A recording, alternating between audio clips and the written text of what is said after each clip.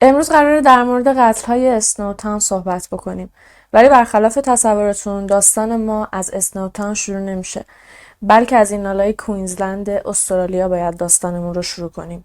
جایی که جان جاستین بانتینگ سال 1966 به دنیا میاد. جان موقعی که کوچیک بود یه مریضی میگیره که هیچ وقت مشخص نشد که دقیقاً چرا این اتفاق واسش افتاده، ولی به خاطر اون مریضی جان از سن خیلی کم کلاً حس بویاییش رو از دست داد. اینالا یه شهر خیلی کوچیک و فقیر بود. بیشتر مردمش کارگر بودن و وضع مالی خیلی خوبی نداشتن. البته خانواده جان اونقدر فقیر نبودن. زندگی خب اونقدری واسهشون بد نبود. پدرش توی یه چاپخونه کار میکرد و مادرش هم توی یه دفتر منشی بود. بچگی جان توی چارچوب خانواده‌اش از جانب پدر و مادرش بچگی کاملا نرمالی بود. باهاش خوب بودن، خرجش میکردن، هواشو داشتن، هر چیزی که جان میخواست رو تا حدودی تا اونجایی که از دستشون برمی اومد واسش فراهم میکردن. ولی خب خود جان آدم خیلی عادی نبود. از بچگی علاقه خیلی زیادی به کندن زمین داشت. موقعی که مثلا یه سری کارگر میومدن توی محل میخواستن که تخلیه چاه انجام بدن یا میخواستن زمین رو بکنن، لوله‌های فاضلاب رو نصب کنن، جان با یه اشتیاق خیلی شدیدی جلوی در خونه‌شون مینشست و کندن زمین رو نگاه میکرد. بعضی وقتا هم خودش یهو میرفت توی حیاط پشتیشون و شروع میکرد زمین رو بکندن. هیچ کس نمیدونه که جان چرا انقدر به کندن زمین علاقه داشته.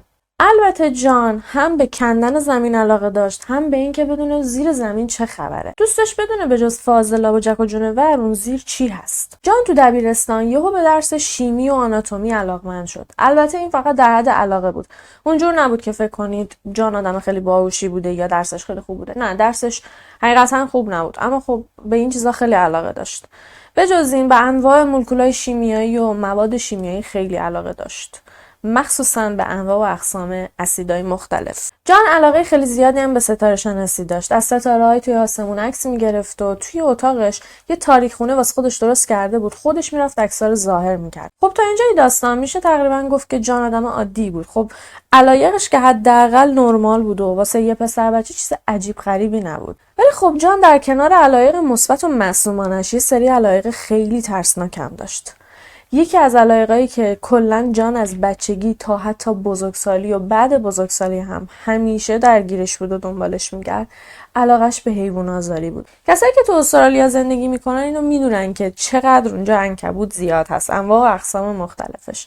جان هم عنکبوت‌های مختلف رو میریخت توی یه سطل پر از اسید و ساعت‌ها مینشست دست و پا زدن و زجرکش شدنشون رو نگاه میکرد. میدونم که خیلی همون از عنکبوت میترسیم، ولی فکر نمی‌کنم هیچ آدم عاقلی حاضر باشه که یه موجود بی‌زبون و اینجوری زجرکشش بکنه. این سرگرمی‌ها ادامه داشت و جان هم یه زندگی کاملا نرمال داشت تا سال 1974، موقعی که جان 8 سالش بود. یه روز جان رفته بود خونه همسایه‌شون. همسایه‌شون یه پسر بچه همسن و سال خود جان بود و یه پسر بزرگتر هم داشتن. موقعی که جان داشت با همبازیش بازی میکرد، برادر بزرگتر اومد صداشون کرد، گفت که بیاین تو اتاق، میخوام یه چیزی بهتون نشون بدم. ولی خب موقعی که برادر بزرگ جان و برادر کوچیکه خودش رو کشون توی اتاق، قرار نبود چیزی رو به اونا نشون بده. برادر بزرگ صورت برادر خودش رو گرفت رو به اون ور که نبینه قراره چیکار کنه. بعدم سر جان رو گذاشت روی بالش، جوری که اگه جان بخواد جیغ بزنه صدای جیغش توی بالش خفه بشه. بعدم به جان تجاوز کرد. موقعی که کارش با جان تموم شد، همین کار رو با برادر خودش هم کرد. البته از اونجایی که جان اولین بار بود این اتفاق واسش میافتاد و شوکه شده بود و خیلی ترسیده بود، مرتب حین کار جیغ میزد و التماس میکرد که پسره دست از سرش برداره. ولی موقعی که کار پسره با جان تموم شد و رفت سراغ برادرش، برادر نه مقاومتی کرد، نه جیغ زد، نه داد زد. اون موقع بود که جان فهمید که این تجاوزها جزء روتین زندگی دوستشه. تصورشو بکنین، 2 تا پسر بچه 8 ساله الان توی اتاق با یه پسر بزرگسال گیر افتاده بودن و پسره داشت این کارا رو باشون میکرد. میدونم الان احتمالاً با خودتون میگید که خب چرا جان فرار نکرد.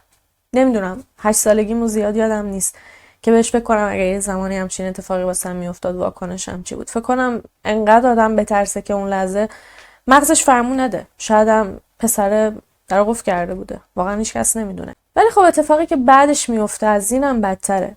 پسره میره تلفن رو برمیداره و زنگ میزنه به دوستاش. چند نفر از دوستاش که همسن و سالای خودش هم بودن میان و اونا هم نوبتی هم به جان هم به برادر کوچیکه تجاوز میکنن. این پسرها همزمان که به این دوتا بچه داشتن تجاوز میکردن، هم کتکشون میزدن، هم همزمان داشتن سیگار میکشیدن و سیگارشون رو روی بدن اون دوتا بچه خاموش میکردن. تا اینکه دیگه بالاخره پدر خانواده از راه رسید. البته نمیدونست که چه اتفاقی داره توی اتاق میفته. موقعی که رسید خونه دید که سر صدا دارن میکنن، خونه بوی سیگار میده. فقط داد و فریاد کرد که گمشید از خونه برید بیرون، دارید چیکار میکنید؟ که اونا هم ترسیدن و پا گذاشتن به فرار. ولی خب بابا ندید که پسرش داره چیکار میکنه.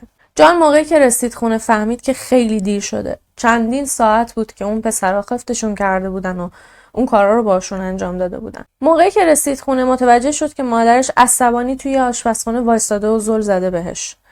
بعدم به خاطر اینکه جان دیر کرده بود یه دونه سیلی خوابون توی گوش جان. مادر موقعی که متوجه شد که جان کتک خورده، به جای اینکه ازش بپرسه که خب چی شده، چرا این شکلی شدی، سرش داد زد که باز دوباره با دوستات دعوا کردی، باز دوباره شر به پا کردی.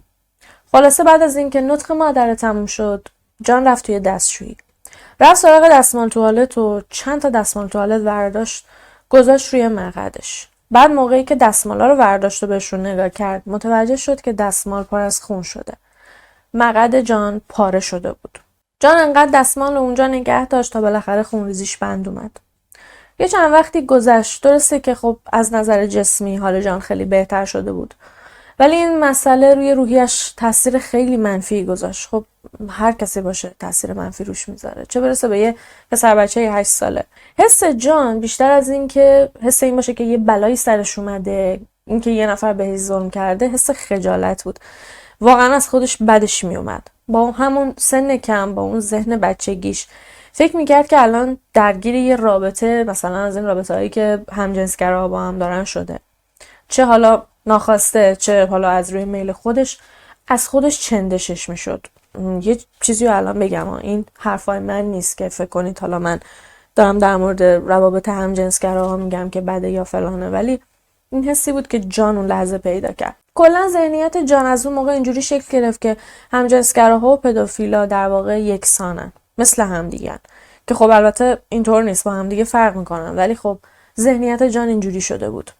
واسه همینم از همون موقع به بعد بود که از هرچی همجنسگرا بود متنفر شد. جان به قدری از پدوفیلا و همجنسگراها متنفر بود که دیگه کم کم این و اون متوجه شده بودن. یعنی هر موقع مثلا توی یه جمعی نشسته بود و صحبت میکرد، بحث همجنسگراها میشد، نفرتش رو قشنگ ابراز میکرد که چقدر ازشون بدش میاد. اینو هم اضافه میکرد که همجنسگراها و پدوفیلا در واقع یکسانن. به خاطر همینم دور و بریای جان تقریبا همشون حس جان رو نسبت به این افراد میدونستن. جان 15 سالگی با دختری به اسم لیسا آشنا شد.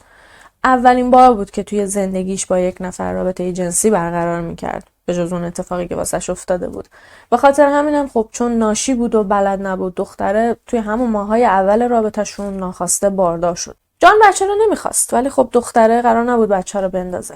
موقعی هم که بچه‌شون به دنیا اومد، کلا رابطه‌شون رو با هم دیگه تموم کردن. به خاطر اینکه تو اون لحظه جان فقط 16 سالش بود. اصلا خانواده‌اش نمیدونستن که جان دوست دختر داره. چه برسه به اینکه بدونن پسرشون توی 16 سالگی الان پدر شده. جان اصلا قضیه بچه‌شو به خانواده‌اش نگفت، با اینکه خودش و لیسا حضانت مشترک بچه رو داشتن. یعنی بچه نصف هفته باید پیش جان می بود، نصف هفته پیش لیسا. ولی خب جان به دوست دخترش گفت که من این بچه رو نمیخوام. دخترم بچه‌شو برداشت و رفت انگلستان. جان بعد اینکه دوست دخترش و دخترش رفتن انگلستان، یهو به اسلحه سازی علاقه پیدا کرد. شروع کرد مطالعه کردن در مورد اسلحه ها و چجوری اسلحه درست بکنی. حتی چند تا اسلحه دستسازم خودش درست کرد. موشک‌های دستساز درست می‌کرد و همون موقع هم بود که تصمیم گرفت در مورد جنگ جهانی مطالعه کنه تا بدونه چه اسلحه‌هایی توی جنگ استفاده شده که بتونه اونا رو هم بشناسه، هم اگه شد بسازتشون. موقعی هم که داشت در مورد جنگ جهانی مطالعه می‌کرد با نازیسم آشنا شد. از بعد اونم بود که علاقه خیلی شدیدی به نازیسم پیدا کرد. به خاطر اینکه موقعی که داشت در مورد نازی‌ها مطالعه می‌کرد، فهمید که سال 1933 نازی‌ها مخالف سرسخت همجنسگراها بودن. همجنسگراها رو همیشه گیر مینداختن، اذیتشون می‌کردن، زندونیشون می‌کردن، ازشون کار می‌کشیدن. همجنسگراها رو می‌فرستادن اردوگاه‌های اجباری و اون موقع یه چیزی هولوش 60% از همجنسگراها توی اردوگاه‌ها از دنیا رفته بودن. جان دیگه الان توی سنی بود که باید کم کم میگشت واسه خودش یه کار پیدا میکرد، به خاطر اینکه خب درس نخونده بود دیگه، نمیتونست که ول بچرخه. چون موقعی که دوست دخترش و دخترش رفتن انگلستان، جان هم از خونه رفته بود دیگه، داشت واسه خودش تنها زندگی میکرد. جان تو 20 سالگی بالاخره یه کار خیلی خوب پیدا کرد، کاری که واقعا خودش از ته دل دوستش داشت: سوزوندن اجساد. اجساد افرادی که به وصیت خودشون یا خانواده‌هاشون جسدشون قرار بود سوزونده بشه. کار جان خیلی خوب بود. صاحبکارش واقعا ازش راضی بود. به خاطر اینکه جان از ته دل و با علاقه جسدا رو میسوزوند. ولی خب صاحبکار جان از یه جایی به بعد ورشکست شد و دیگه نمیتونست حقوق جانو بده. به خاطر همین هم عذرش رو خواست. جان هم تصمیم گرفت که دوباره بگرده دنبال کار. ولی خب از اونجایی که بهتون گفتم اینالا شهر کوچیک و فقیری بود، جان تصمیم گرفت که شانسش رو توی یه شهر بزرگتر امتحان بکنه. جان موقع با پسری به اسم کوین آشنا شده بود. کوین یه دوست دختر داشت که چند سال با هم دیگه بودن و با هم زندگی میکردن. این 3 نفر تصمیم گرفتن که با هم دیگه همسفر بشن و از اینالا حرکت کنن برن یه شهر بزرگتر و اونجا یه کار واسه خودشون پیدا کنن. تا اینکه رسیدن به ادلید. ادلید مرکز استرالیای جنوبیه. خب از اینالا 100% خیلی بهتره. ولی یه چیزی رو که باید در مورد ادلید بهتون بگم اینه که خب ادلید اون زمان نرخ جرم و جنایتش خیلی بالا بود. یعنی توی روز روشن هم حتی میشد که خیلیا اینو اونو خفت میکردن. خب به هر حال اینم شهر اونقدر ثروتمند و سطح بالایی نبود. البته این چیزی که من الان دارم بهتون میگم مربوط به دهه 90. شاید الان اینجوری نباشه، ولی خب اون دوران اوضاع اینطوری بود. دزدی، کودک ربایی، قتل دخترای نوجوان، بعضی وقتا تو سطح شهر اجساد زخمی و پاره پوره پیدا می‌کردن. حتی یه بار چند تا نوجوان ریختن توی یه باغ وحش و گلوی 64 تا از حیوانای باغ وحش رو زنده زنده بریدن. و خب همچین منطقه‌ای واسه جان بانتینگ فوق‌العاده بود.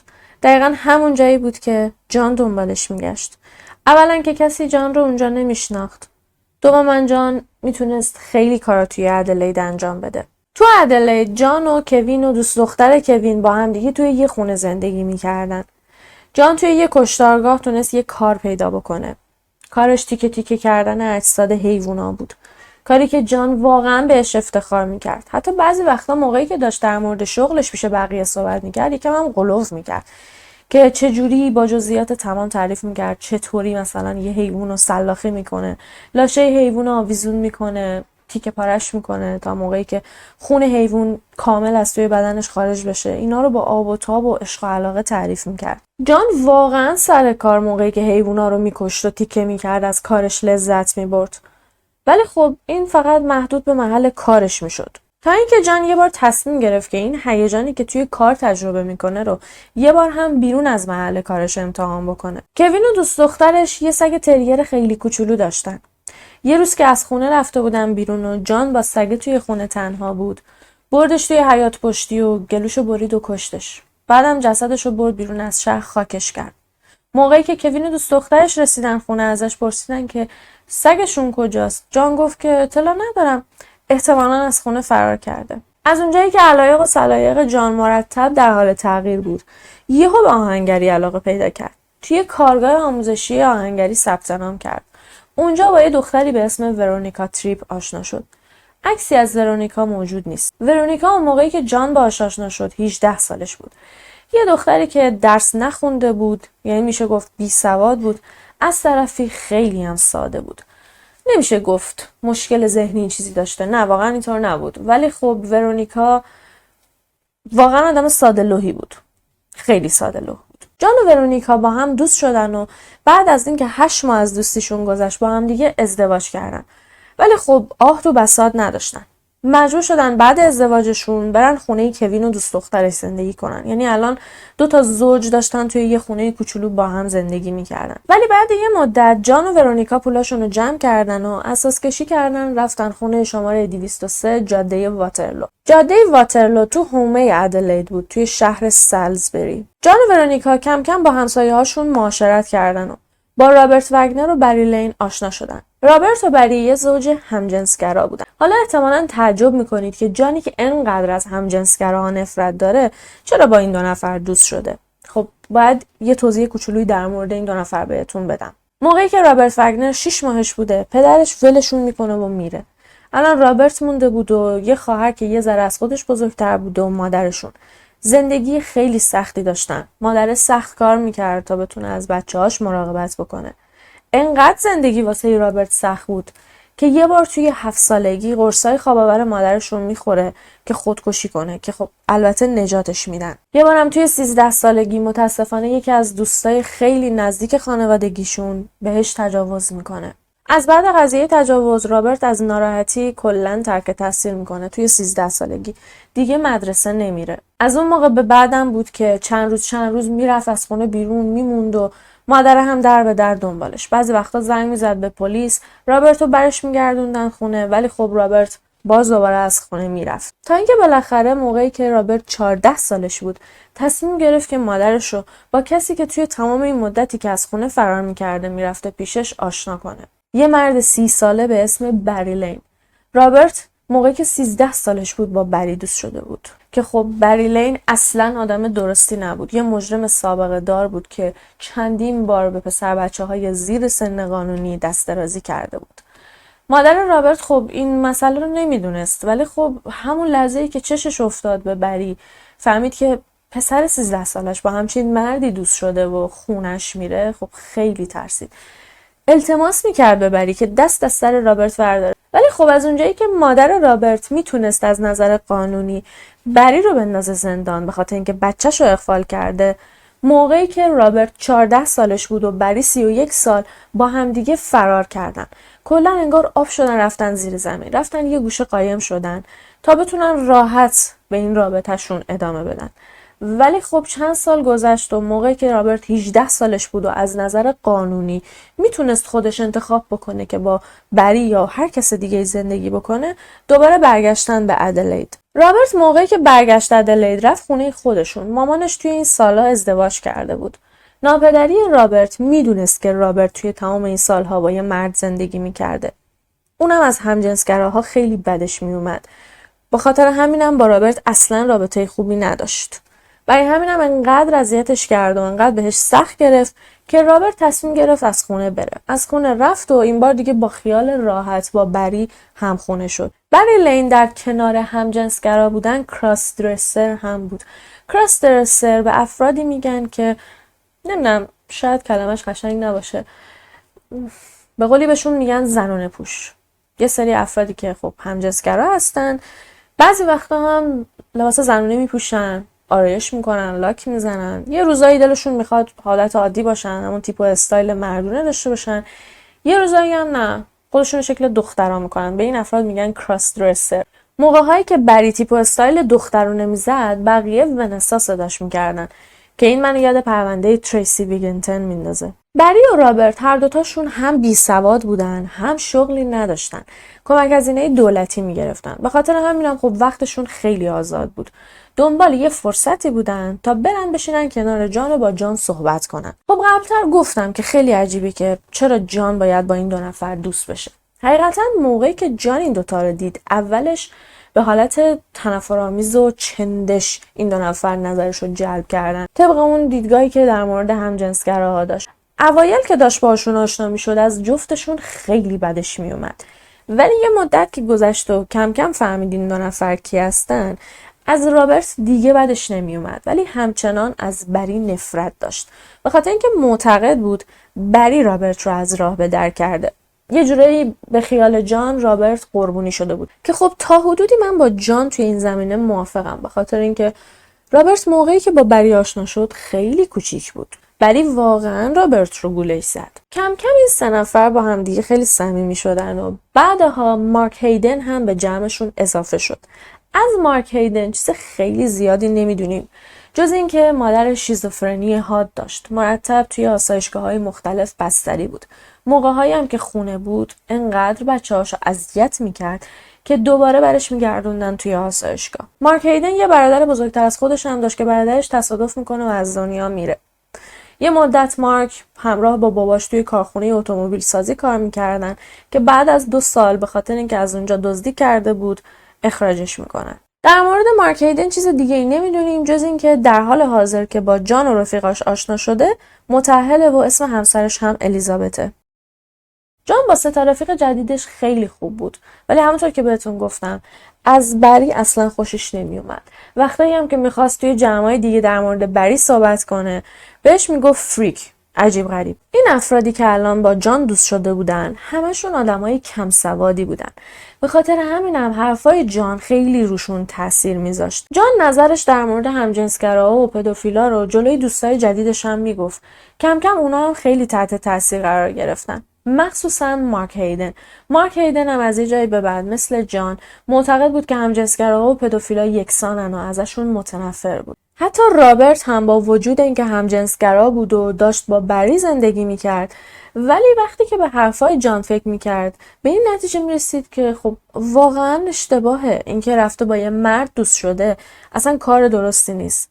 بعدم که به بچگی خودش فکر کرد اینکه این مرد بزرگسال اغفالش کرده و باعث شده بود که از خونه فرار کنه، بیشتر به حرفای جان ایمان آورد و بیشتر به این نتیجه رسید که بری لین پدوفیل بوده و رابرت رو از راه به درش کرده. واسه همینم کم کم از بری فاصله گرفت. رابرت و بری عضو انجمن همجنسگراهای سالزبری بودن. تو انجمن با یه پسر 17 ساله به اسم کلینتون تریزاس دوست شده بودن. کلینتون آدم خیلی عجیب غریبی بود. بقیه به چشم یه ولگرد، به چشم یه آدم عجیب غریب نگاش می‌کردن. خب درسته که بری کرسترسر بود به اندازه کافی، اینکه زنونه لباس می‌پوشید توی اون دوران واسه بقیه عجیب بود.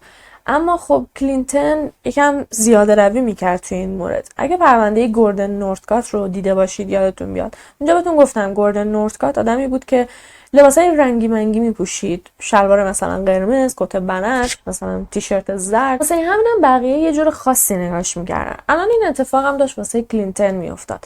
از کلینتون به عنوان یه آدم سبک و جلف و منحرف یاد میکردم، با اینکه خدای کلینتون واقعا کار به کاری کسی نداشت جز اینکه خب ظاهرش عجیب غریب، مثلا لاک نارنجی میزد، شلوار بنفش باش میکرد. بعد فکرشو بکنید همچین آدمی بیاد جلوی چشم جان بانتینگ، کسی که از همجنسگراها به اندازه کافی نفرت داره، چه برسه به اینکه یک نفر رو ببینه که مثلا این شکلی هم داره لباس میپوشه. از اونجایی که خونه بری و رابرت نزدیک خونه جان بود، موقع‌هایی که کلینتون میرفت بهشون سر میزد، جان دم در وای میستاد، از دور کلینتون رو نگاش میکرد و فقط بهش فکر میکرد. کلینتون جان رو یاد اون پسرایی مینداخت که موقعی که جان 8 سالش بود نوبتی بهش تجاوز کرده بودن. با وجود اینکه بهتون گفتم رابرت کم کم داشت از بری فاصله میگرفت، الان بری رفته بود با کلینتون دوست شده بود، با هم دیگه رابطه جنسی داشتن. موقعی هم که این به گوش جان رسید، خشمش رو نسبت به همجنسگراها 2 برابر کرد. تا اینکه سال 1992 جان بانتینگ دیگه کاملا آماده بود تا دنیا رو از شر موجودی مثل کلینتون خلاص بکنه. جان انقدر از کلینتون بدش می اومد که موقعی که میخواست در موردش پیش بقیه صحبت کنه صداش میکرد هپی پنتس. هپی پنتس یه برند لباس توی استرالیاست که معمولا شلوارای رنگی منگی و خالی و از اینجور چیزایی که الان روی صفحه دارید عکسشو میبینید تولید میکنن. یه روز جان رابرت بری به اضافه کلینتون رو دعوت کرد خونش. 4 نفری نشسته بودن توی خونه جان. ورونیکا هم خونه نبود. طبق معمول جان حرف رو کشید سمت همجنسگراها و پدوفیلا. همون حینی که داشتن در مورد این مسائل صحبت میکردن، جان که از قبل خودش رو آماده کرده بود یهو از جاش بلند شد، زل زد توی چشای کلینتون و بهش گفت که تو هم یکی از همینایی، تو هم پدوفیلی. من مطمئنم که تو 1000 بار تا حالا به بچه‌های کوچیک دست درازی کردی. کلینتون شوکه شده بود. همون لحظه رو کرد سمت جان و بهش گفت که اصلا همچین چیزی نیست. من درسته که همجنسگرام، درسته که لباس پوشیدنم عجیب غریبه، ولی قسم میخورم تا حالا دستم هم به یه بچه نزدم. ولی جان حرفای کلینتون رو باور نمیکرد. جلوی رابرت و بری شروع کرد فحش دادن به کلینتون. همون حینی که درگیر شده بودن، داشتن به هم دیگه همطور حرف میزدن، جان یهو از پشت مبل یه دونه بیل ورداشت و کوبید توی سر کلینتون. انقدر توی سرش کوبید تا خون از سر کلینتون زد بیرون. کلینتون افتاد روی زمین. دیگه حتی مغزش هم از سرش داشت میزد بیرون. تا اینکه بالاخره کلینتون از دنیا رفت، در حالی که رابرت و بری هاج و واج داشتن این صحنه رو نگاه میکردن. البته رابرت خیلی تعجب نکرد، زیادم ناراحت نشد. برعکس میشه تقریبا گفت رابرت هم مثل جان احساس خیلی خوبی بهش دست داده بود. ولی بری خیلی ترسیده بود. موقعی که جان بهشون گفت باید بهم کمک کنید تا از شر جسدش خلاص بشیم، رابرت سریع قبول کرد. ولی خب بری یکم تردید کرده بود. اولش تصمیم گرفت بره پیش پلیس قضیه رو لو بده، ولی یکم با خودش فکر کرد. گفت من خودم یه مجرم سابقه دارم. خیلی کارا کرده بود. از طرفی از جان هم میترسید. برای همینم بیخیال شد و تصمیم گرفت که بهشون توی مخفی کردن جسد کمک بکنه. جسد کلینتون رو انداختن پشت ماشین جان. بردنش بیرون از شهر. یه گودال خیلی بزرگ با هم دیگه کندن و جسد رو توی گودال دفنش کردن.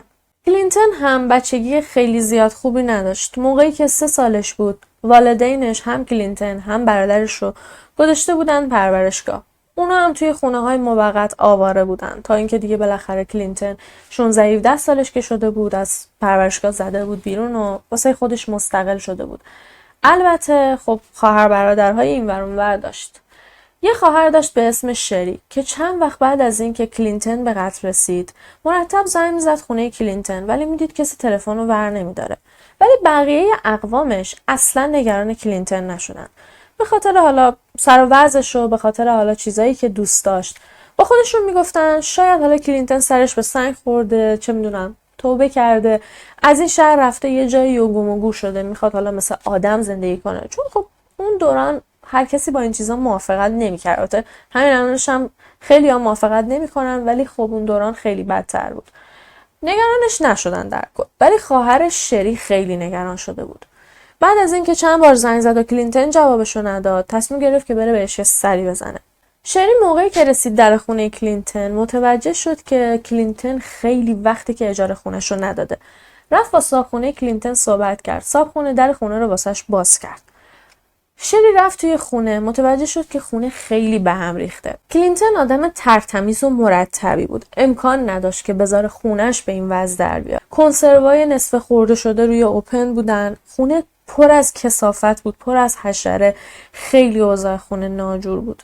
شری موقعی که این صحنه رو دید واقعا ترسید و اون لحظه مطمئن شد که یه بلایی سر برادرش اومده. خب همه اینا خیلی مشکوک بود. من واقعا نمیدونم چرا شری نرفت به پلیس خبر بده. شاید هم خبر داده ولی اونا به خاطر وضعیت کلینتون جدیش نگرفته بودن.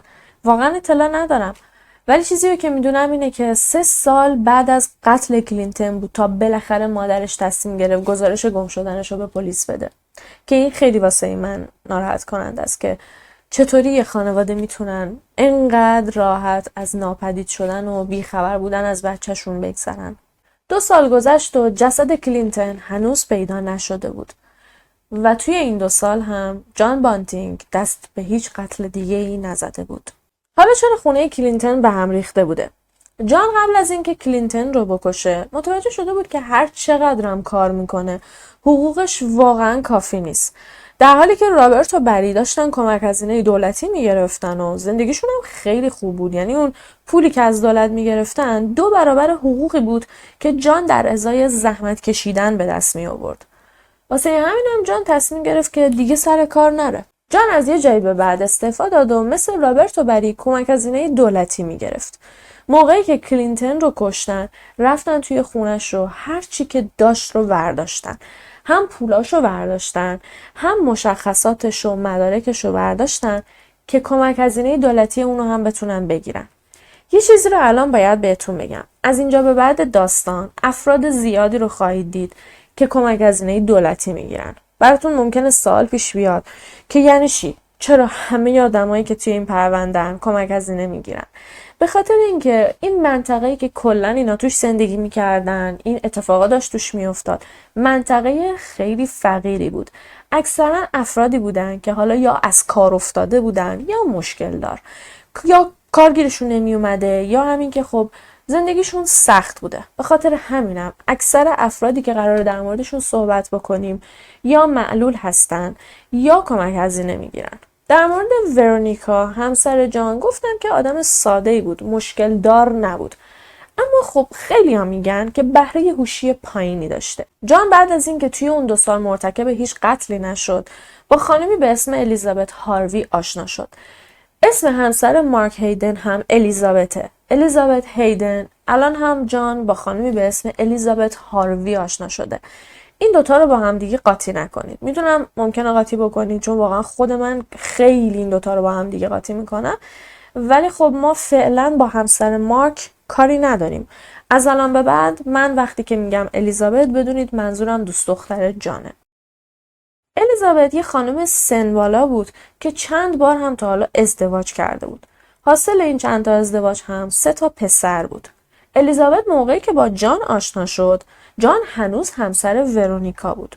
ولی خب با هم دیگه دوست شده بودن. ورونیکا با وجود اینکه آدم خیلی باهوشی نبود، اما از یه جایی به بعد به جان خیلی شک کرده بود.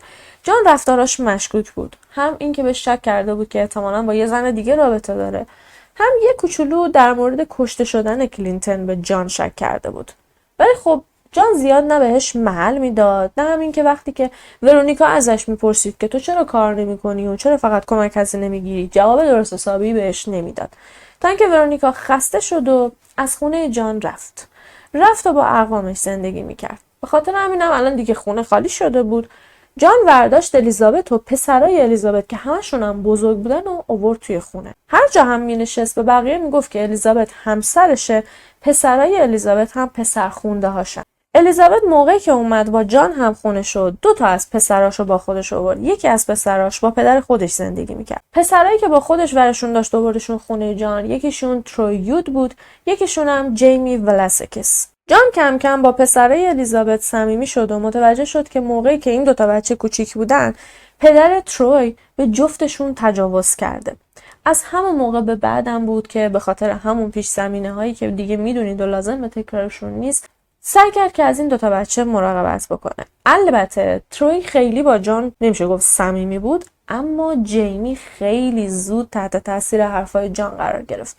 خیلی زود با جان رفیق شد. الیزابت هم از این موضوع خب خوشحال بود، از اینکه جان هوای پسرشو داره. اون موقع جان 28 سالش بود و جیمی 14.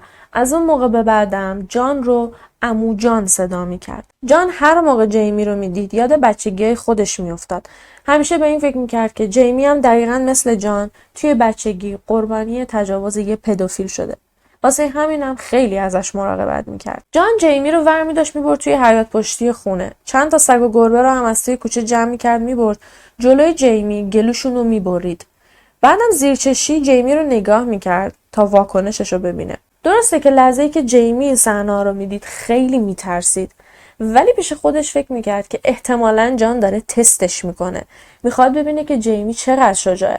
برای همینم با وجود اینکه میترسید اما به روی خودش نمی آورد و همیشه جان رو تشویق میکرد. ولی کار جان هنوز تموم نشده بود. از یه جایی به بعد موقعی که حیونا رو می آورد توی حیاط پشتی و گلوشون رو میبرید، جلوی جان پوستشون رو هم میکند و جیمی هم کاملا خونسرد این صحنه ها رو نگاه میکرد. درسته که اوایل میترسید، ولی الان دیگه واسش کاملا عادی شده بود. تمام این اتفاقات قبل از این بود که جان جیمی رو وارد اکیپشون کنه. الان که دیگه جان متوجه شده بود که جیمی هم از این چیزا لذت میبره، در نهایت میشه گفت که جیمی توی تست قبول شده بود و وارد اکیپشون شد. جان الان خیلی خوشحال بود که قابل اعتماد ترین افراد رو دورش داره که میتونن با هم دیگه هر موقع خواستن برن به جنگ پدوفیلا. تا اینکه جان کم کم هدف بعدیش رو پیدا کرد. ری دیویس آدم کم سواد و فقیری بود و توی یه خونه متحرک زندگی میکرد. اونم از نظر هوشی سطح خیلی پایینی داشت. اون خونه متحرک در واقع مال خانومی بود به اسم سوزان که ری بابت اون خونه هر ماه به سوزان اجاره میداد. بعضی وقتا اجاره خونه ری عقب میافتاد. سوزان هم هر موقع اجاره ری عقب میافتاد میومد در خونه ری و بهش میگفت در ازای کرایه خونت که عقب افتاده باید با من رابطه جنسی داشته باشی. خب سوزان یه خانم خیلی سن بالا بود، از ری خیلی بزرگتر بود. ری یه پسر 26 ساله بود که اونم مشکلات خیلی زیادی توی زندگیش داشت. اونم مثل خیلی از شخصیتایی که بهتون گفتم کمک هزینه دولتی میگرفت. ری در این حد آدم ساده‌ای بود که تقریبا میشه گفت گیرایش خیلی پایین بود. مثلا اگه تو محل یه سر صدایی به پا میشد، مثلا حیونا دنبال هم افتاده بودن سر صدا میکردن، یهو میدوید بیرون خونه که ببینه چه خبره، اصلا حواسشو جمع نمیکرد که الان مثلا چی تنشه که داره میاد بیرون.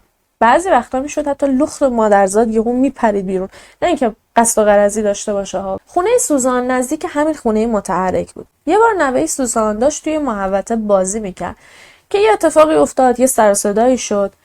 بعد ری همون موقع اومد بیرون. هیچی تنش نبود. نوه سوزانی صحنه رو دید. خب یه بچه کوچولو، یه آدمی رو دیده که لخت مادرزاد بوده، خیلی ترسید. رفت به مادر بزرگش گفت. سوزان اون لحظه خیلی عصبانی شد. رفت ری رو متهم کرد. گفتش که تو میخواستی بیای به نوه من تجاوز کنی، تو از عمد لخت مادرزاد اومدی جلوی نوه من. ولی خب ری قسم میخورد که همچین قصدی نداشته. سوزان حرفش رو باور نکرد. از اونجایی که آوازه نفرت جان بانتینگ نسبت به پدوفیلا و همجنسگراها توی کل شهر پیچیده بود، این خبر به گوش سوزان هم رسید که یه همچین کسی داره اینجا زندگی میکنه. یه روز سوزان رفت در خونه جان. سوزان واسه جان همه چی رو تعریف کرد که این آدم اومده جلوی نوه من، لباس تنش نبوده. فکر کنید جان خودش نزده میرقصید، خودش همینجوری بدش میومد از آدمای این مدلی. الان که دیگه سوزان اومده و بهش گفته بود که ری نسبت به یه بچه همچین کاری انجام داده، همون موقع جان تصمیم گرفت که ری دیویس رو بکشه. جان با رابرت مشورت کردن و واسه کشتن ری دیویس نقشه کشیدن. دسامبر 1995 جان و رابرت رفتن توی خونه ری و دست و پاشو بستن و انداختنش پشت ماشین جان. بعدم بردنش بیرون از شهر. شروع کردن به کتک زدنش. از دستی هم با لگد توی آلت تناسلی و توی بیضه هاش میزنن. یعنی بهش بفهمونن که تو میخواستی یه بلای سر یه بچه بیاری، پس ما هم اینجوری ادبت میکنیم. بعد از اینکه کلی کتکش زدن، سرشو هم چند بار کوبیدن به زمین. بعد دوباره سوار ماشینش کردن و بردنش خونه جان. الیزابت، دوست دختر جان، همون مادر جیمی، توی خونه بود. جان و رابرت اصلا نگران حضور الیزابت نبودن، چون الیزابت کاملا در جریان بود که جان چقدر از پدوفیلا بدش میاد. موقعی که جان و رابرت ری رو آوردن توی خونه، به الیزابت گفتن که این مرد به بچه‌های کوچولو دست درازی کرده. بعد بردن انداختنش توی وان حموم و این بار با کمک الیزابت شروع کردن به کتک زدنش. الیزابت یه مته دریل برداشته بود و همینطور میکوبیدش توی پای ری. ری التماس میکرد که دست از سرش بردارن. قسم میخورد که اصلا همچین چیزی نیست و همچین قصد و غرضی نداشته. ولی خب اونا گوششون بده کار نبود. رابرت رفت از توی ماشین یه جفت سیم جامپر آورد و انداختن دور گردن ری. دو طرف سیم رو گرفتن و انقدر کشیدن و فشار دادن تا بالاخره ری خفه شد و از دنیا رفت. جان و رابرت یه گور سمتری پشت خونه جان کندن و جسد ری رو انداختن توی اون گور. چند روز بعد سوزان داشت از کنار خونه متحرک ری رد میشد که دید جان و رابرت اون توان. دارن خونه رو تمیز میکنن، مرتبش میکنن، دارن رنگش میکنن. ولی خب اصلا تعجب نکرد. همون موقع بود که فهمید چه اتفاقی افتاده. فهمید که این دوتا ری رو کشتن و احتمالاً الان میخوان خونه متحرک و جای دستمزدشون بردارن. پس سوزان هیچی نگفت. نه رفت لوشون داد، نه حتی بهشون گفت که چرا دارید خونه منو میبرید. جان و رابرت خونه رو تمیز کردن، رنگش کردن و 2 ماه بعدم فروختنش. در کنار اینا جان اطلاعات شخصی ری رو دزدیده بود و کمک هزینه‌های دولتی ری رو هم ماه به ماه میگرفت. ری هیچ کس رو نداشت و از بعد ناپدید شدنش هیچ کس پیش رو نگرفته بود. واسه همینم خب متوجه نشده بودن که ری از دنیا رفته و هر ماه حقوقش رو واسش میفرستادن. سوزان نه تنها جان رو لو نداد، بلکه ازش خیلی هم خوشش اومد. در نهایت هم دور از چشم الیزابت با هم دیگه دوست شدن. تصورشو بکنید که جان همچنان همسر ورونیکاست، با الیزابت همخونه است، بعد با سوزان هم رفته دوست شده. جان و سوزان قایمکی تا سال 1996 با هم دیگه بودن. سوزان توی تمام این مدت گیر داده بود به جان که الیزابت رو دکش کن بره که من بیام باهات همخونه بشم. دیگه خیلی داشت میرفت روی اعصاب جان. جان همچنان داشت کمک هزینه‌های دولتی ری رو میگرفت. از یه طرف به این فکر میکرد که سوزان چقدر داره بهش چت میکنه که بهش میگه الیزابت از خونه بیرون بکن، چون جان همچین قصدی نداشت. دوست نداشت که الیزابت و پسرا رو بندازه بیرون. از طرف دیگه هم به این فکر میکرد که نکنه سوزان یه روز عصبانی بشه از اینکه جان به حرفاش گوش نمیده و بره همه چی رو به پلیس لو بده. تا اینکه یه روز سوزان غیب میشه و هنوز که هنوزه هیچ کس نمیدونه که واقعا چه اتفاقی واسش افتاده. نه اینکه جسدش پیدا نشه، چرا جسدش پیدا میشه. ولی خب حالا جلوتر برید متوجه میشید که منظورم چیه، که هیچ کس نمیدونه دقیقاً چه اتفاقی واسش افتاده. اما چیزایی که میشه تقریبا گفت به صورت حدسیات ما میدونیم اینه که خب جان به خاطر اینکه از شرش خلاص بشه میکشتش، در واقع خفش میکنه. توی تمام مدتی هم که سوزان ناپدید شده بود، جان حقوق بازنشستگی سوزان رو هم میگرفت.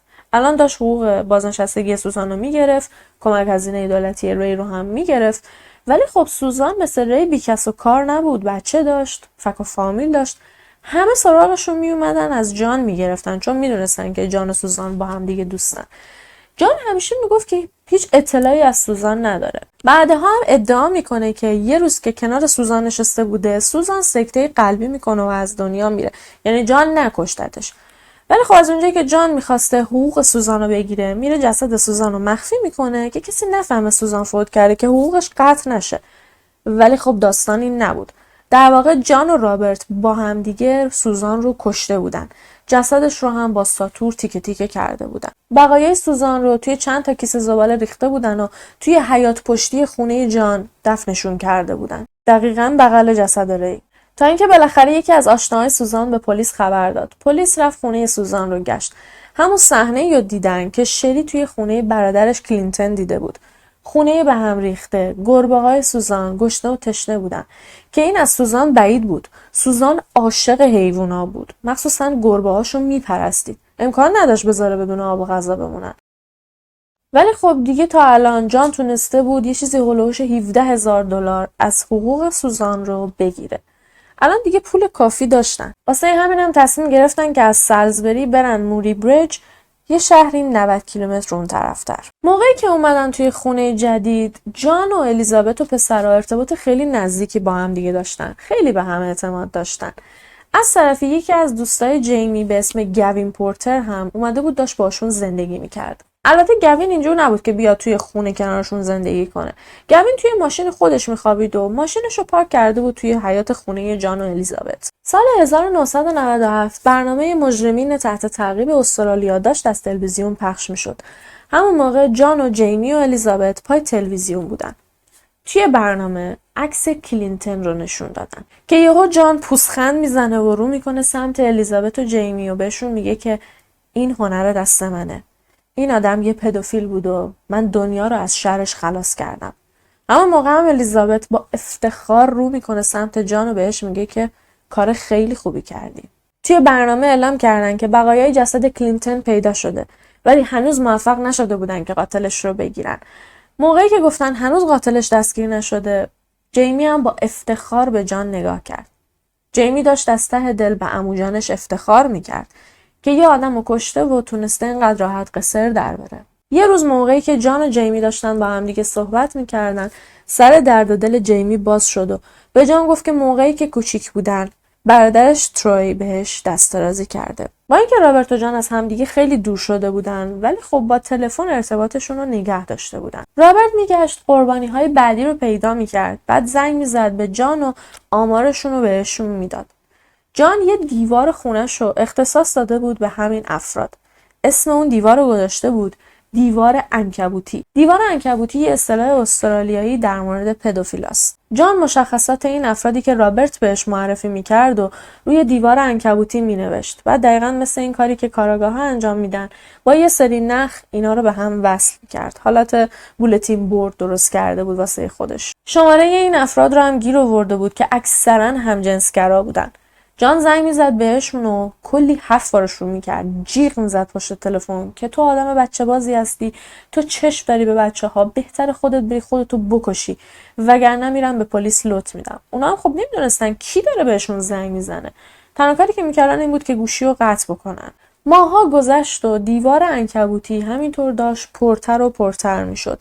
کلی اسم روی این دیوار بود، ولی مرکز دیوار یه اسمی بود که همیشه جلوی نظر جان بود. کسی که از همه واسه جان کشتنش مهمتر و حیاتی تر بود. بری لین. رابرت وگنر پارسال کلن از بری لین جدا شده بود به خاطر اینکه بری به یه پسر بچه تجاوز کرده بود. بعد خانواده پسره اومده بودن خونه مشترک رابرت و بری رو آتیشش زده بودن. اتفاقی اون شب واسه کسی نیفتاد، ولی رابرت از ترس جونش و هم از اینکه دیگه کلن از بری متنفر شده بود از خونه بری رفت و باهاش قطع رابطه کرد. رابرت از تاثیر نفرت جان نسبت به همجنسگراها کلن دیگه گرایشش تغییر کرده بود. الان رفته بود با یه دختر دوست شده بود. ویکی دوست دختر رابرت یه مادر مجرد بود که 2 بچه داشت. بعد از اینکه یه مدت از دوستیشون گذشت با هم دیگه همخونه شدن. رابرت و ویکی خیلی سخت کار میکردن. بچه‌ها توی خونه تنها میموندن. واسه همین هم تصمیم گرفتن که یه پرستار بچه استخدام بکنن. ویکی یه دختر خاله داشت به اسم نیکول. نیکول صاحبخونه یه پسر 19 ساله به اسم مایکل بود. مایکل پسر خیلی خوبی بود. ارتباطش با بچه‌ها واقعا خوب بود.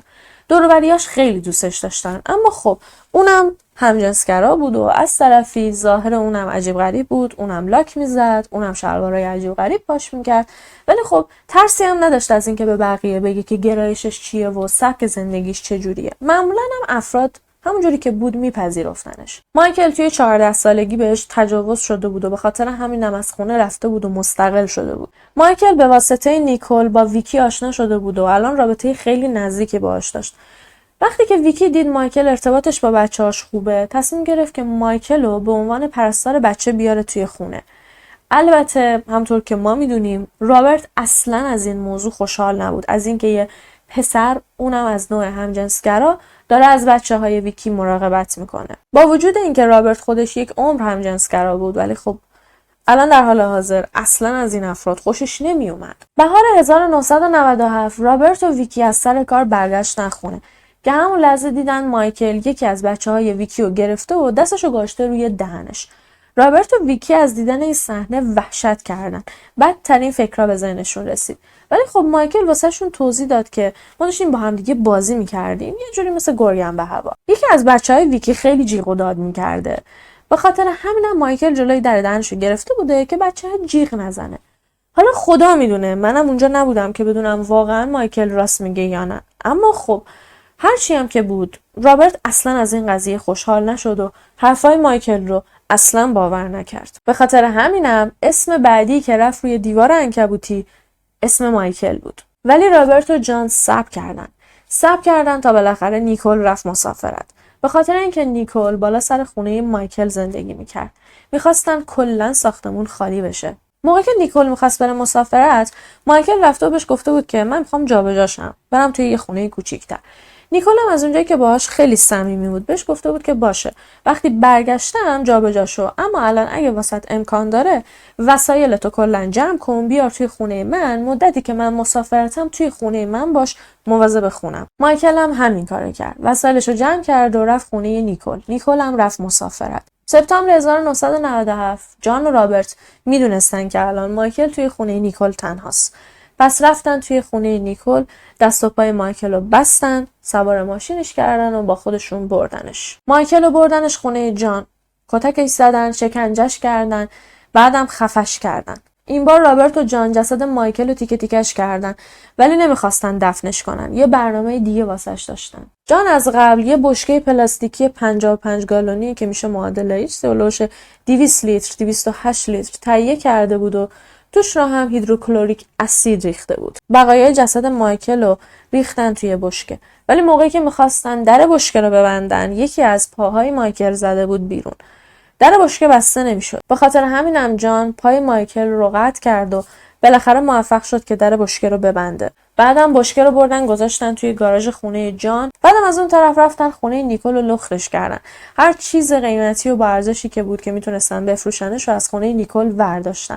ولی خب بیشتر داشتن دنبال کیف پول مایکل میگشتن، چون میخواستن اطلاعات شخصیشو وردارن که بتونن مثل بقیه کسایی که از بین برده بودن کمک هزینه دولتی مایکل رو هم دریافت بکنن. ولی خب هرچی گشتن کیف پول مایکل رو پیدا نکردن. در آخر هم جوری صحنه سازی کردن که انگار مایکل اومده از خونه نیکول دزدی کرده و بعدم فرار کرده.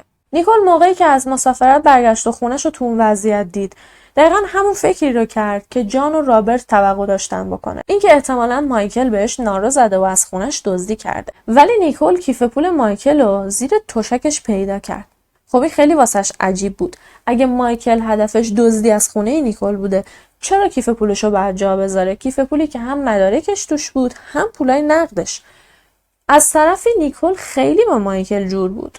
بهش اعتماد داشت و مطمئن بود که اون هیچ وقت همچین کاری نمیکنه. به خاطر همینم نیکول احساس کرد که یه چیزی این وسط درست نیست. جان و رابرت با خودشون فکر کردن که وقتی نیکول از سفر برگرده، احتمالش هست که کیف پول مایکل رو پیدا کنه.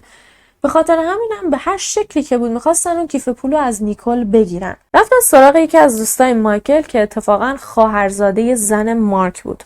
همون زنش که اسمش الیزابت بود. گفتم با این یکی الیزابت قاطیش نکنید. اسم پسر فردریک بروکس بود. از فرد خواستن زنگ بزنه به نیکول و بهش بگه که من دوست مایکلم. مایکل الان اومده پیشم، شدیداً کیف پولش رو احتیاج داره. من میام در خونه کیف پول ازت میگیرم. ولی خب نیکول اونقدر آدم ساده و احمقی نبود. به فرد گفت باشه اگر اینجوریه به مایکل بگو خودش بیاد کیف پول از من تحویل بگیره، که خب 100% این اتفاق هیچ وقت نیفتاد. فرد چند بار به نیکول زنگ زد و سعی کرد که گولش بزنه، ولی نیکول اصلا زیر بار نمیرفت و هر بار میگفت به خود مایکل بگو بیاد کیفشو بگیره. حتی یه بار به جیمی گفتن تو زنگ بزن. جیمی هم زنگ زد. این دفعه به نیکول گفت من خود مایکلم، ولی خب نیکول فهمید. بالاخره نیکول خسته شد و جیمی موفق شد که کیف پول مایکل رو ازش بگیره، ولی همچنان شک داشت و مطمئن بود که یه اتفاقی واسه مایکل افتاده. در واقع نیکول کیف پول که داد به جیمی خیلی به نفعش شد. باعث شد که حداقل اسمش نره روی دیوار عنکبوتی. بری الان با یه پسر 18 ساله به اسم تامس دوست شده بود. یه روز تام از شهر خودشون رفت شهر جان و نشست باهاش به صحبت کردن و درد و دل، که موقعی که بچه بوده بری اغفالش کرده. دقیقا همون اتفاقی که واسه رابرت وگنر افتاده بود. اینجا بود که دیگه جان تصمیمش رو گرفت. تصمیم گرفت که بالاخره از شر بری خلاص بشه. 17 اکتبر 1997 جان، رابرت همراه با تام رفتن سمت بری. از قبلتر بهش گفته بودن که آماده باشه، میخوان برن دنبالش که برن بیرون یه چرخی بزنن. ولی خب به بری دروغ گفته بودن. موقعی که رسیدن اونجا افتادن به جونش و تام میخورد کتکش زدن.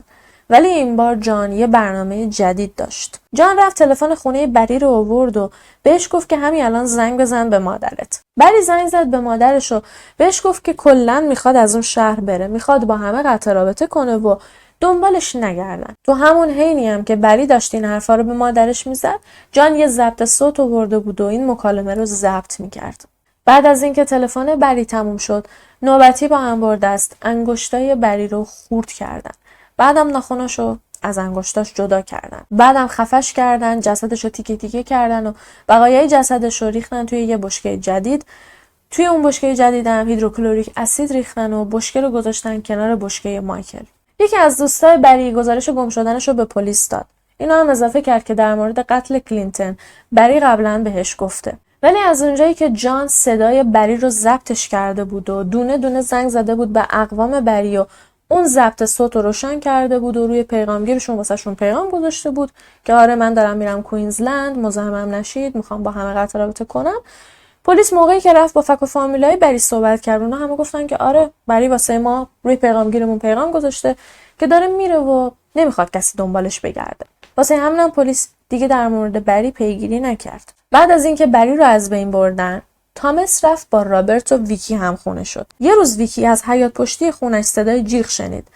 رفت ببینه چه خبره که دید یکی از بچه‌هاش داره گریه میکنه و جیغ میزنه. در حالی که تام با یه چاقو افتاده بود دنبال یه سگ توی حیاط پشتی خونه ویکی. میخواست سگ رو چاقو بزنه. تام الان تو توهماتش دیگه مطمئن بود که اسرائیل به زودی میاد سراغش. به خاطر اینکه با خودش فکر میکرد جان اینقدر راحت یه نفر رو کشت و قصر در رفت، پس 100% این بلا رو سر منم میاره. به خاطر همینم از ترسش رفت پیش پسر خالش و همه چی رو اعتراف کرد. اینکه چطوری بری رو کشتن. بچه‌های اکیپ نمیدونستن که تامس رفته پیش پسر خالش و همه چی رو واسش تعریف کرده. ولی جان یه حس خیلی بدی داشت. همیشه با خودش فکر میکرد که تامس بالاخره یه آبروی ازشون میبره، بالاخره لوشون میده. از اونجایی هم که خب تامس وضعیت روحی درست حسابی نداشت.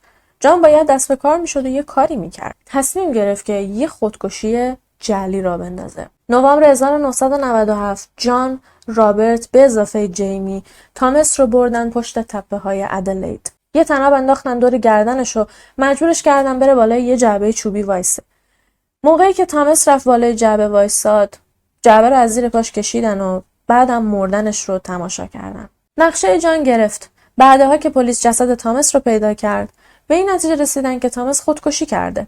از اونجایی که قبلا هم سابقه این کارو داشت. یه مدت گذشت و جان داشت به این فکر میکرد که قربانی بعدی کی باشه. اگه یادتون باشه بهتون گفتم یکی از دوستای جیمی به اسم گوین پورتر توی ماشینش تو حیاط خونه جان و الیزابت زندگی میکرد. گوین گی نبود، اما شیزوفرنی داشت و حال روحیش اصلاً مساعد نبود. از سن خیلی کم مرتب توی آسایشگاه‌های روانی بستریش میکردن. توی ماشینش میخوابید و از موقعی هم که اومده بود توی خونه جان و الیزابت، جان متوجه شد که گوین اعتیاد داره. گوین هروئین مصرف میکرد و جیمی هم بعضی وقتا باهاش مواد میزد. جان اصلا از اینکه پسرخونده‌اش داشت با یه معتاد میپلکید خوشحال نبود. این در حالی بود که جان خودش نه مواد مصرف میکرد نه الکل میخورد. تا اینکه یه روز که اومد روی کاناپه بشینه، یکی از سرنگای استفاده شده گوین رفت توی بدنش. اون لحظه انقدر عصبانی شد که تصمیم گرفت قربانی بعدیش گوین پورتر باشه. گوین به خاطر مشکلات روحی روانیش از دولت حقوق میگرفت. جان قبل از اینکه گوین رو بکشه تمام اطلاعات بانکیش رو گیر آورده بود. آپریل 1998 گوین صندلی عقب ماشینش خوابیده بود. جان و رابرت رفتن از توی ماشین کشیدنش بیرون. با وجود اینکه گوین اعتیاد داشت و از نظر فیزیکی هم خیلی آدم قوی نبود، ولی همون موقع تونست یه دونه پیشگوشتی از کف ماشینش برداره و بکوبتش توی دست جان. در حالی که جان داشت از درد جیغ میکشید، رابرت خیلی سریع طناب انداخت دور گردن گوین و خفش کردن و کشتنش. جسد گوین رو بردنش توی گاراژ. این بار یه تماشاچی هم داشتن. جیمی رو آورده بودن که این صحنه رو از نزدیک ببینه. درسته که این مسائل دیگه واسه جیمی عادی شده بود، ولی جیمی اطلاع نداشت که جان و رابرت در واقع دوست صمیمیشو کشته بودن. جان و رابرت جلوی چشم جیمی جسد گوین رو تیکه تیکش کردن. بعدم تیکه تیکه هاشو انداختن توی بشکه. جیمی وقتی این صحنه رو دید نه ذوق کرد نه هیجان زده شد، به خاطر اینکه همیشه فکر میکرد که جان فقط دنبال پدوفیلاست. ولی خب گوین نه پدوفیل بود نه حتی همجنسگرا. جان در بشکه ها رو باز کرد و محتویاتشون رو به جیمی نشون داد. جیمی همون لحظه از بوی گندی که از توی بشکه ها می اومد بیرون حالش بد شد و شروع کرد به استفراغ کردن. ولی این بو اصلاً جانو اذیت نمی‌کرد. یادمون نره که جان موقعی که بچه بود بویاییشو کاملا از دست داده بود. جان بقایای جسد گوین رو هم توی بشکه دیگه انداخت، گذاشت کنار اون دوتا بشکه دیگه. جیمی با وجود اینکه ترسیده بود ولی قول داد که به هیچ کس هیچی نگه. جان دیگه الان حسابی خیالش راحت شده بود که روش جدیدش یعنی انداختن بقایای اجساد توی بشکه ها روش خیلی خوبیه. از دفع کردن خب دردسرش کمتره. ولی خب خبر نداشت که پلیس اخیراً متوجه یه سری تراکنش‌های مشکوک از حساب بانکی بری لین شده بود. پلیسا دوربینای اطراف ATM رو چک کرده بودن و رابرتو دیده بودن که داشته از حساب بری لین پول برمی‌داشته. پس پلیس اولین سرنخش رو تونسته بود به دست بیاره. جیمی دیگه با روش جدید جان کنار اومده بود و حتی قبول کرده بود که باهاش همکاری کنه. ولی جان یه چیزی رو میدونست که جیمی به هیچ عنوان حاضر نیست که توی قتلای رندوم همکاری کنه. جیمی فقط توی قتلای همکاری میکرد که یه ربطی به خودش داشته باشن. پس جان تصمیم گرفت که قربانی بعدی کسی باشه که جیمی هم ازش کینه داره. اگه یادتون باشه قبلتر بهتون گفتم جیمی واسه جان تعریف کرده بود که برادرش تروی موقعی که کوچیک بودن بهش دست‌درازی کرده. الان در حال حاضر تروی فقط 21 سالش بود. این بار موقعی که میخواستن برن سراغ تروی با خودشون یه سری دسته جک ماشین و گرزای دستساز برده بودن. رابرت و جان و جیمی در حالی که این بار مارک هیدن هم بهشون ملحق شده بود رفتن توی اتاق تروی در حالی که تروی خواب بود. همشون به جز جیمی افتادن به جون تروی و شروع کردن به کتک زدنش.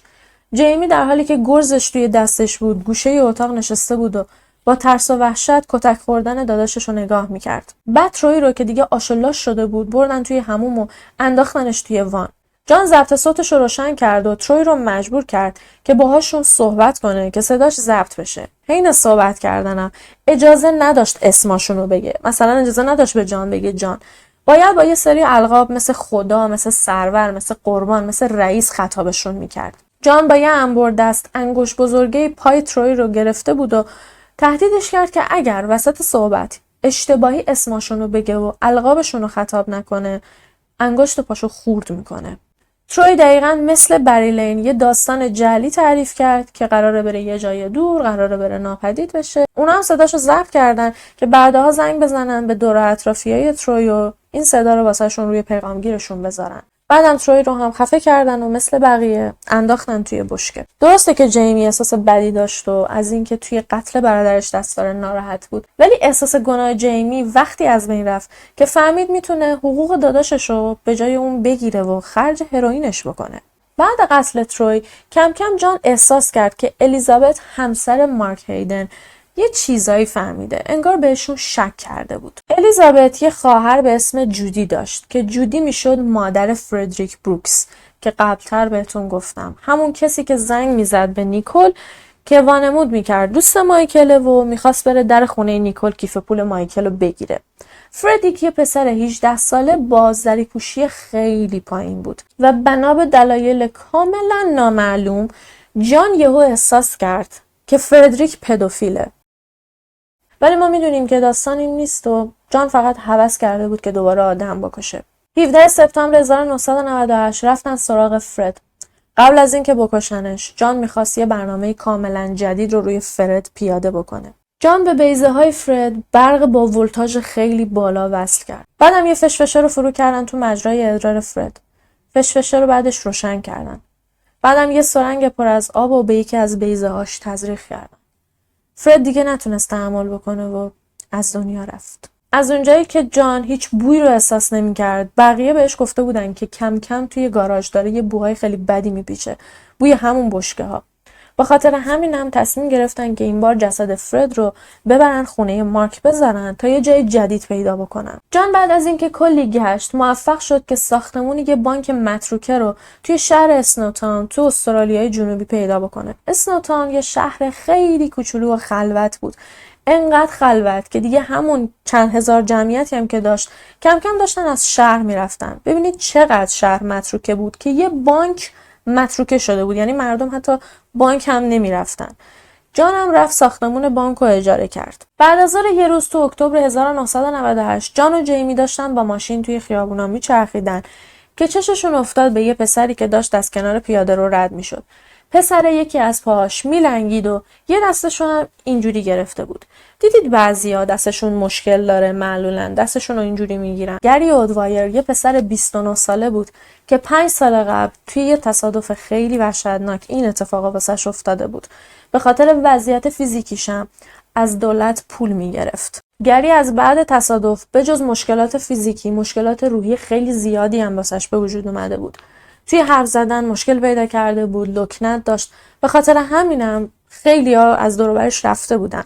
خودش هم آدم اجتماعی نبود، روش نمیشد بره با بقیه دوست بشه. ولی خب این چیزا واسه جان و جیمی مهم نبود. اونا تنها چیزی که داشتن اون لحظه بهش فکر می‌کردن این بود که این پسر به خاطر وضعیت فیزیکیش 100% از دولت حقوق میگیره. دیگه اینکه این آدم پدوفیل باشه یا همجنسگرا باشه واسهشون مهم نبود. از اونجایی که گری هم محله خودشون بود، جیمی کم کم خودشو بهش نزدیک کرد و باهاش صمیمی شد. از اون طرف بهش گفت که من یه سری رفیق دارم، اگه بخوای تو رو با اونا آشنا میکنم. گری هم خیلی خوشحال شد. گری هم مثل خیلی از کسایی که تا الان در موردشون صحبت کردیم بچگی خیلی سختی داشت. از سن خیلی کم پدر و مادرش گذاشته بودنش به سیستی، توی خونه‌های موقت بزرگ شده بود و زندگی خیلی سختی داشت. تا 5 سال قبلم که اون تصادف وحشتناک واسش اتفاق افتاده بود. یه روز جیمی رفت خونه گری و رابرت و جان رو هم با خودش برد. الان دور و بر گری حسابی شلوغ شده بود و گری خیلی خوشحال بود. داشتن با هم دیگه نوشیدنی می‌خوردن. خیلی وقت بود که گری کلاً دوست و رفیق دور و برش نبود. درسته که واسه همه مقتولای این پرونده ناراحت شدم، ولی حقیقتا نمیدونم چرا واسه گری خیلی بیشتر ناراحتم. تمام اون متدای شکنجه‌ای که روی فردریک انجام داده بودن و روی گری هم پیاده کردن. کتکش زدن، خفش کردن، مسلش کردن و بعدم بقایای جسدش رو ریختن توی بشکه. اما جان عجله واسه انتقال این دوتا بشکه آخر به ساختمون بانک نداشت. هنوز میخواست آدم بکشه. از طرفی یه دوست دختر جدیدم پیدا کرده بود. جودی، مادر فردریک. جودی از بعد ناپدید شدن پسرش به اکیپ اینا شک کرده بود. هی میرفت سراغشون، سال جوابشون میکرد. جانم به خاطر اینکه دهنشو ببنده و نزدیک خودش نگرش داره، رفته بود باهاش دوست شده بود. جودی هم البته مثل پسرش زریپوشی خیلی پایینی داشت و آدم باهوش و باسوادی نبود. از اون طرف زن مارک یعنی خواهر جودی هم به مارک خیلی شک کرده بود. خب اینا همشون بیکار بودن. بعد الیزابت میدید که مارک همیشه پول میاره خونه.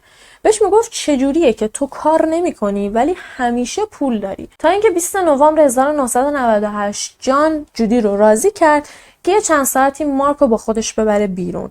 خب از اونجایی که جودی آدم ساده‌ای بود قبول کرد که این کار رو انجام بده. بعدم جان و رابرت با هم دیگه رفتن سراغ الیزابت.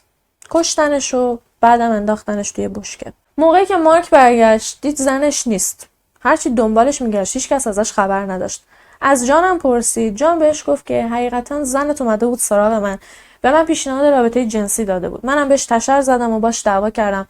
اونم خیلی عصبانی شد. از اینکه من دست رد به سینه‌ای زدم انقدر ناراحت شد که از خونه من رفت. از اون موقع به بعدم من ازش خبر ندارم. ولی خب مارک میدونست که دوستش داره دروغ میگه. اما خب حرفای دوستش رو قبول کرد. چند روز بعد برادر الیزابت گزارش گم شدنش رو به پلیس داد. موقعی که پلیس اومده بود خونه رو میگشت با مارک صحبت کردن. مارک مرتب حرفای الکی میزد که الیزابت از خونه رفته، فرار کرده، بچه‌هاشو ول کرده، ولی برادر الیزابت میدونست که این اصلاً با جور در نمیاد. الیزابت امکان نداشت که بچه‌هاشو ول کنه و بره. دیگه کم کم داشتن میترسیدن. الان 8 تا بشکه رو دستشون مونده بود که باید هر چه زودتر می‌بردن قایمشون می‌کردن. بشکه‌ها رو گذاشتن عقب لنکروز مارک و بعدم منتقلشون کردن به ساختمون بانک. موقعی که پلیس واسه پیگیری گم شدن الیزابت رفته بود در خونش، متوجه شد که ماشین مارک اونجا نیست. خب این خیلی واسهشون عجیب بود. تو همون حینی که پلیسا داشتن در مورد گم شدن الیزابت تحقیق می‌کردن، جان قربانی بعدیشو پیدا کرده بود. دیوید جانسن، یکی دیگه از برادرای جیمی که اگه یادتون باشه بهتون گفتم الیزابت 3 تا پسر داشت. هیچ مورد عجیب غریبی در مورد دیوید وجود نداشت. دیوید یه پسر وسواسی و خیلی ترتمیز و شیک بود که همیشه دلش میخواست لباساشو تو کرده باشن، خودش تمیز باشه. جانم به خاطر این موضوع همیشه مسخرش میکرد و بهش میگفت تازه به دوران رسیده. دیوید با داداشش جیمی تماس گرفته بود، بهش گفته بود که پولاشو جمع کرده، میخواد یه کامپیوتر ارزون قیمت بگیره. جیمی هم بهش قول داد که بهش کمک بکنه و کامپیوتر رو واسش پیدا کنه. 9 می 1999 جیمی با دیوید تماس گرفت. بهش گفت واسش یه کامپیوتر پیدا کرده. آدرس ساختمون بانک رو بهش داد و بهش گفت که این کامپیوتر توی ساختمون بانکه. باید بیای اینجا تا بهت نشونش بدم. دیوید هم از همه جا بیخبر رفت اونجا. موقعی که دیوید رفت توی ساختمون بانک، رابرت از پشت یکی از ستونا اومد بیرون. یه طناب انداخت دور گردن دیوید رو انداختش روی زمین. با وجود اینکه اونا خبر نداشتن که این قراره آخرین قتلشون باشه، اما آخرین قتلشون رو به وحشتناکترین شکل ممکن انجام دادن. بعد از کارهای همیشگی که انجام دادن، کتک زدن، شکنجه، گرفتن اطلاعات شخصی، اطلاعات بانکی، ضبط کردن صدا و در نهایت هم خفه کردن و کشتن و مسله کردن، یه کار دیگه هم انجام دادن. قبل از اینکه بقایای جسد دیوید رو توی بشکه بندازن، رابرت یه تیکه از گوشت جسد دیوید رو برداشت و گذاشت توی جیبش. بعد از کشتن دیوید، جان و رابرت رفتن ATM. میخواستن از حساب دیوید پول بردارن که اونجا متوجه شدن که کلاً هیچ پولی توی حساب دیوید نیست. ولی خب زیاد واسهشون ناراحت کننده نبود. به هر حال اونا رفتن خونه و جشن گرفتن. گوشتی که رابرت از بدن دیوید برداشته بود و سرخ کردن و بعدم خوردنش. پلیس تو دوربینای ATM‌های مختلف این چند نفر رو دیده بود و شناساییشون کرده بودن. توی تلفن‌هاشون هم شنود کار گذاشتن. لنکروز مارکو توی حیاط یه خونه دقیقاً جفت ساختمون بانک پیدا کردن. تا بالاخره 20 می 1999 پلیس وارد ساختمون بانک شد و اونجا بشکه‌ها رو پیدا کردن. موقعی که در بشکه‌ها رو باز کردن، بقایای اجساد انسان رو توی بشکه‌ها دیدن، در حالی که دست و پاها کاملا سالم از توی بشکه زد بیرون. که یه چیزی که خیلی جالبه اینه که جان توی محاسباتش یکم اشتباه کرده بود. جان هیدروکلوریک اسید توی بشکه‌ها ریخته بود که هیدروکلوریک اسید در واقع به جای اینکه اجساد رو حل بکنه، انگار مثل حالت مومیایی کردن باعث میشه که یکم تازه بمونن. به خاطر همینم برعکس توقعی که جان داشت که اسید بقایای اجساد رو حل بکنه، بقایا کاملا سالم مونده بودن. البته یه موضوع دیگه هم هست، اینکه مقدار اسید توی بشکه ها خیلی کم بوده. موقعی که جسدا تجزیه شده بودن، یه آبی ازشون دفع شده بوده که این آب با این اسید قاطی شده بوده و باعث شده بوده که جسدا تازه بمونن. البته شاید هم جان از اونجایی که در مورد اسیدا اطلاعات کافی داشته، شاید هم اصلا از عمد این کارو کرده بوده. شاید کلا هدفش این بوده که بقایا رو واسه خودش سالم نگه داره. اگه جان به جای هیدروکلوریک اسید از نیتریک اسید یا سولفوریک اسید استفاده کرده بود، اجساد کاملا حل می شدن. پلیس تو ساختمون بانک کلی چاقوی خونی، اسلحه، طناب، چسب، حتی ترانسفورمری که باهاش به قربانی‌ها برق وصل کرده بودن، به اضافه چند تا دستکش یه بار مصرف رو پیدا کرد. خونه قبلی جان توی واترلو رو هم گشتن و پشت حیاط خونش هم تونستن اجساد ری و سوزان رو پیدا کنن. در نهایت جان بانتینگ، رابرت وگنر، مارک هیدن و جیمی ولاسکیس بالاخره دستگیر شدن. الیزابت هاروی مادر جیمی هم دستگیر شد، ولی قبل از اینکه حتی دادگاهش برگزار بشه به خاطر سرطان از دنیا رفت. جیمی به 4 فقره قتل عمد و 4 تا حبس ابد محکوم شد، با امکان درخواست آزادی مشروط بعد از 26 سال. مارک هیدن به 5 فقره همکاری در قتل متهم شد. ولی خب هیئت منصفه در مورد مارک یکم گیج بودن، به خاطر اینکه خب اگه دقت هم کرده باشید فقط توی یکی از قتل‌ها من اسم مارک رو آوردم. اونجور که مشخصه مارک توی خود قتل‌ها دست نداشته، بلکه بیشتر توی از بین بردن اجساد همکاری کرده بوده. پس در نهایت مارک به 25 سال حبس محکوم شد. سال 2017 درخواست آزادی مشروط داد، اما درخواستش رد شد. سال 2021 هم یه بار دیگه درخواست داد، ولی باز درخواستش رد شد. دادگاه جان و رابرت 11 ماه طول کشید. 227 تا شاهد توی دادگاه ها حاضر شدن. این دادگاه ها واسه دولت استرالیا 15 میلیون دلار هزینه برداشت. در واقع میشه گفت دادگاه جان بانتینگ و رابرت وگنر یکی از طولانی ترین و پرخرج ترین دادگاه های استرالیا به حساب میاد. جان به 11 فقره قتل متهم و به 11 تا حبس ابد محکوم شد. رابرت وگنر هم به 7 فقره قتل متهم و به 7 تا حبس ابد محکوم شد. حالا در مورد اینکه چه اتفاقی واسه سوزان افتاده که قبلتر بهتون گفتم، هیچکس هنوز هم نمیدونه واقعا چی شده. سال 2007 اتهام قتل سوزان برداشته شد. به خاطر اینکه میگفتن از اونجایی که خب سوزان سنش هم بالا بوده، شاید واقعا سکته قلبی کرده. به خاطر اینکه درسته که بقایای اجسادش رو توی حیاط پشت خونه جان پیدا کردن، ولی به خودشون گفتن که خب شاید واقعا سکته کرده، بعدم جان به خاطر منافع مالی این بلا رو سر جسدش آورده. ولی خب مگه اهمیتی داره؟ جان و رابرت هر دو تاشون به حبس ابد محکوم شدن و هیچ وقت هم نمیتونن از زندان بیان بیرون، حتی نمیتونن درخواست آزادی مشروط بدن. پس اینکه سوزان چجوری مرده، آیا واقعا مرده، آیا سکته کرده، فکر نمی‌کنم چیز مهمی باشه.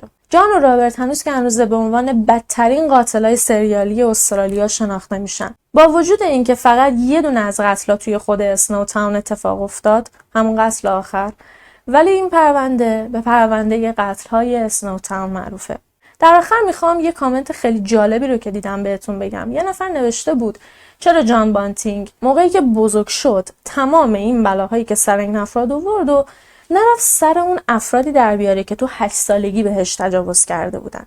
خب خود منم حقیقتا به این موضوع خیلی فکر کردم، ولی یه نفر اومده بود یه جواب خیلی خوب داده بود. طرف جواب داده بود که این که تو بیای بگی از بچگی چون این کارو با من کردن اون کارو با من کردن منم چنین آدمی شدم، شاید تا حدودی درست باشه، ولی واسه همه هم صدق نمیکنه.